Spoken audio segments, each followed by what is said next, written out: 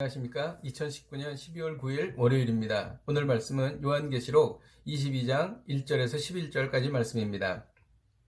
또 그가 수정같이 맑은 생명수의 강을 내게 보이니 하나님과 및 어린 양의 보좌로부터 나와서 길 가운데로 흐르더라. 강 좌우에 생명나무가 있어 12가지 열매를 맺되 날마다 그 열매를 맺고 그 나무 잎사귀들은 만국을 치료하기 위하여 있더라. 다시 저주가 없으며 하나님과 그 어린 양의 보좌가 그 가운데 있으리니 그들의 종들이 그를 섬기며 그의 얼굴을 볼 터이요 그의 이름도 그들의 이마에 있으리라. 다시 밤이 없겠고 등불과 햇빛이 쓸데없으니 이는 주 하나님이 그들에게 비치심이라. 그들이 세세토록 왕노릇하리로다. 또 그가 내게 말하기를 이 말은 신실하고 참된지라. 주 곧 선지자들의 영의 하나님이 그의 종들에게 반드시 속히 되어질 일을 보이시려고 그의 천사를 보내셨도다. 보라 내가 속히 오리니 이 두루마리의 예언의 말씀을 지키는 자는 복이 있으리라 하더라. 이것들을 보고 들은 자는 나 요한이니 내가 듣고 볼 때에 이 일을 내게 보이던 천사의 발 앞에 경배하고 엎드렸더니 그가 내게 말하기를 나는 너와 내 형제 선지자들과 또 이 두루마리의 말을 지키는 자들과 함께 된 종이니 그리하지 말고 하나님께 경배하라 하더라. 또 내게 말하되 이 두루마리의 예언의 말씀을 임봉하지 말라. 때가 가까우니라. 불의를 행하는 자는 그대로 불의를 행하고 더러운 자는 그대로 더럽고 의로운 자는 그대로 의를 행하고 거룩한 자는 그대로 거룩하게 하라. 아멘. 오늘 말씀은 우리가 장차 들어가게 될 새 예루살렘에 대해서 기록하고 있습니다. 참으로 놀라운 말씀입니다. 새 예루살렘과 에덴 동산을 우리가 비교해 볼 수 있겠습니다. 새 예루살렘과 에덴 동산에는 둘 다 생명나무가 있었습니다. 그러나 새 예루살렘에는 선악과가 없습니다. 그리고 아담을 유혹하던 뱀이 없죠. 이 뱀은 영원히 타오르는 불에 이미 던져졌기 때문입니다. 그래서 죄의 가능성조차 없습니다. 모든 저주가 사라졌습니다. 슬픔도 없고 눈물도 없는 곳이죠. 고통도 없고 아픈 것도 없는 곳입니다. 하나님께서는 우리를 위해 완벽한 성을 준비하신 것입니다. 정말 이곳에 들어가고 싶습니다. 정말 오늘이라도 이곳에 들어갈 수 있다면 얼마나 좋을까 그런 생각을 하게 됩니다. 왜냐하면 이 땅은 너무나 고통과 아픔이 많기 때문입니다. 한번 그 새 예루살렘이 어떤 곳인지 오늘 본문을 통해서 보도록 하겠습니다. 새 예루살렘에는 맑은 생명수의 강이 흘렀습니다. 우리가 지구상에 어디 좋은 곳을 가면은 정말 투명하게 맑은 그러한 그 물을 볼 때가 있습니다. 그거와 비교할 수 없는 수정같이 맑은 생명수의 강이 새 예루살렘에 흐르고 있었습니다. 그리고 그 강 주위에는 생명나무가 있었고 12가지 과일을 달마다 맺고 있었습니다. 그 잎사귀들은 만국을 치료하기 위하여 있었습니다. 아픈 것이 없는데 왜 치료하는 잎사귀가 있느냐 의문이 들 수가 있습니다. 그러나 이것은 어떤 병든 상태를 고쳐준다는 것이 아니고 영육간의 강건함이 계속 유지되도록 끊임없이 새로운 생명력을 공급해 주는 것을 말하는 것입니다. 또 어린 양의 보좌가 하나님과 어린 양의 보좌가 그 가운데 있고 또 하나님을 섬기는 종들이 있었습니다. 그리고 종들을 섬기는 종들의 이마에는 하나님의 이름이 있는 것이죠. 그러니까 하나님의 소유, 하나님의 것을 말하는 것입니다. 우리가 하나님의 소유라는 것이 얼마나 기쁜지 모르겠습니다. 5절에 보면 다시는 밤이 없겠고 등불과 햇빛이 쓸데없다.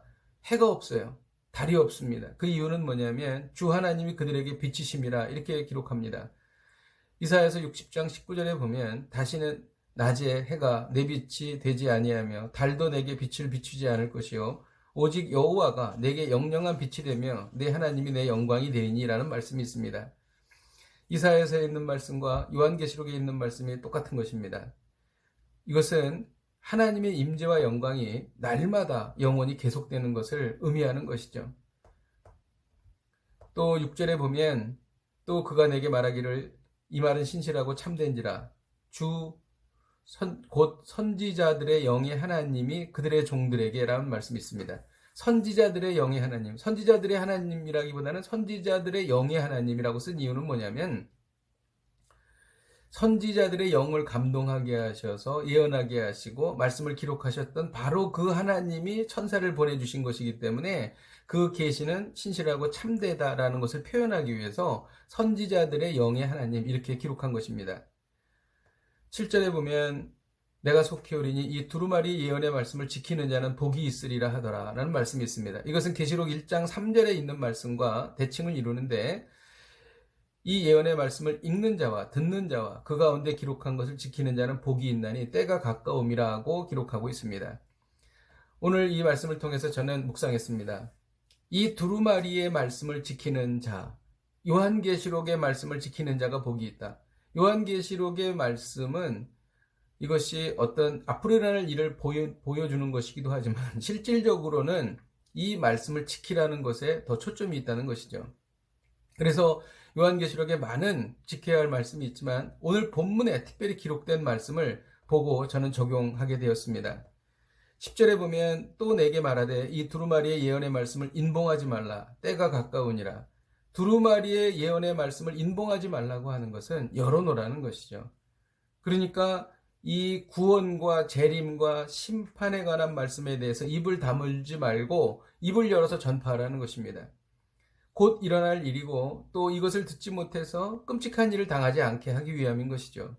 관심 있는 사람들이 들을 수 있도록 모든 준비를 다하고 이를 시행하라는 말씀입니다. 그래서 이 말씀을 통해서 저는 이런 메시지를 받았습니다. 말세에 복받기 원한다면 구원과 심판의 말씀을 전하라. 제가 아는 분 중에 말기암 환자가 있으십니다. 정말 너무나 안타깝죠. 모든 몸에 암이 다 퍼졌습니다. 근데 그분은 아직 예수님을 알지 못합니다.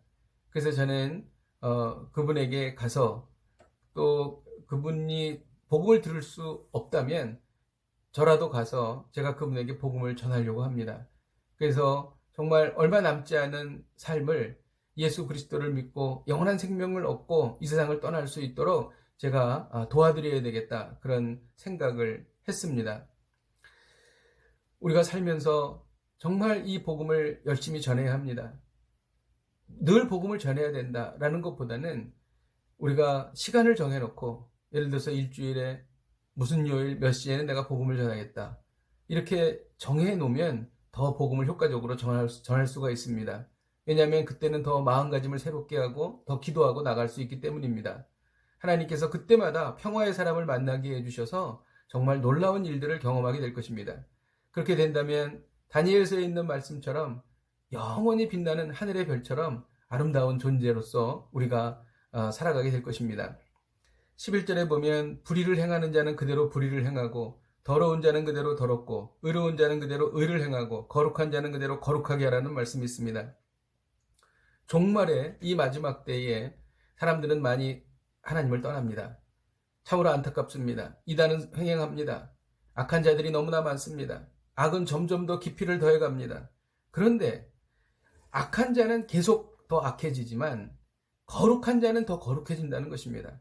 그 이유는 뭐냐면 종말로 갈수록 세상은 더 악해지므로 의로운 사람은 상대적으로 더 의롭게 보이고 더 거룩하게 된다는 것입니다. 이 말씀을 통해서 우리가 깨달을 수 있는 것은 이 세상이 악이 횡행한다고 할지라도, 아무리 하나님을 사람들이 거부하고 떠나고 적그리스도가 나타난다 할지라도 하나님의 백성들에게 하나님께서 부으신 은혜는 더 깊어지고 심화된다는 것입니다. 악한 자들은 더 악해지고 거룩한 자는 더 거룩해진다는 것입니다. 그러므로 이 말세에 우리는 이 세기에서 경험해보지 못한, 어떤 시대에도 경험해보지 못한 부흥과 은혜와 거룩을 경험할 수 있다는 것입니다. 이것이 얼마나 놀랍습니까? 하나님께서는 심판하실 때 의인들은 복을 받게 하십니다. 역시 마찬가지로 말세에 죄가 횡행할 때에 하나님의 백성들은 더욱 거룩해지는 것입니다. 그래서 저는 결심했습니다.